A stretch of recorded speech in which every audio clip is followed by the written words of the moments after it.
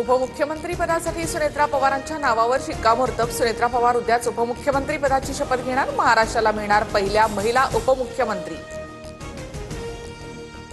सुनेत्रा पवारांबाबत भाजपचं केंद्रीय नेतृत्व सकारात्मक। राष्ट्रवादी पक्षाचा राष्ट्रीय अध्यक्ष पवार कुटुंबामधूनच करा। एनसीपीच्या विलीनीकरणाबाबत सुद्धा विचार करा।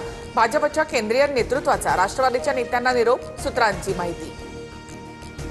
सुनेत्रा पवार उपमुख्यमंत्री झाल्यास पार्थ पवार राज्यसभेवर जाणार।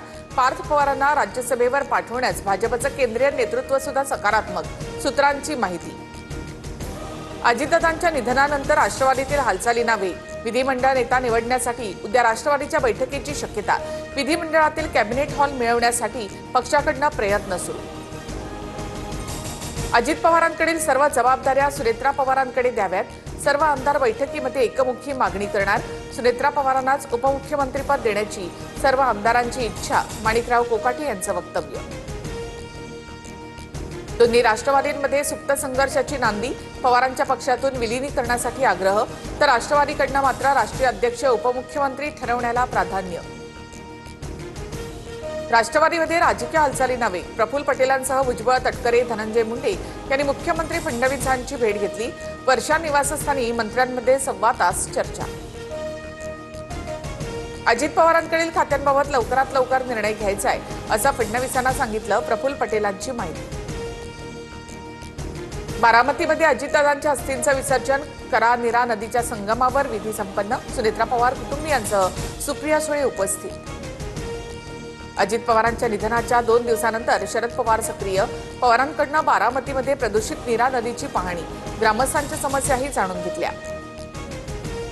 दोन्ही राष्ट्रवादी विलीनीकरणाबाबत पवार कुटुंब एकत्र बसून निर्णय घेणार। आज किंवा उद्या निर्णय घेण्याची शक्यता। शरद पवार याबाबत अंतिम निर्णय घेणार। सूत्रांची माहिती। मुख्यमंत्री फडणवीस यंदा राज्याचा अर्थसंकल्प मांडण्याची शक्यता। अजित पवारांच्या निधनामुळे फडणवीस अर्थसंकल्प मांडणार असल्याची माहिती। 23 फेब्रुवारीपासून अर्थसंकल्पीय अधिवेशन। अजित पवारांकडून काही दिवसांपूर्वीच मंत्रालयामध्ये अर्थसंकल्पाबाबत बैठक। राज्याचा महसूल वाढवण्यासाठी बैठकीत चर्चा। 8 तारखेपासून बैठकांचं आयोजन ठरलं होतं, अशी माहिती। अजित पवारांच्या विमान अपघाताची सीआयडी चौकशी सुरू। राज्य सरकारचे आदेश। डीजीसीएच्या फॉरेन्सिक टीमनंतर आता सीआयडीकडून चौकशी। तपासाचा वेग वाढला।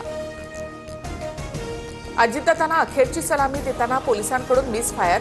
बंदूक लोड करतानाचा प्रकार। अमित शहा आणि दिग्गज नेते उपस्थित असताना मोठी दुर्घटना टळली, तर सलामीसाठी वापरलेले राऊंड हे डमी असल्याचं पोलिसांचं स्पष्टीकरण। अजित पवारांच्या निधनामुळे पुण्यामध्ये राष्ट्रवादीने निवडणुकांचा प्रचार थांबवला। मतदारांना केवळ पत्रकं वाटून प्रचार करणार। उमेदवारांच्या कोणत्याही सभा, रोड शो होणार नाही।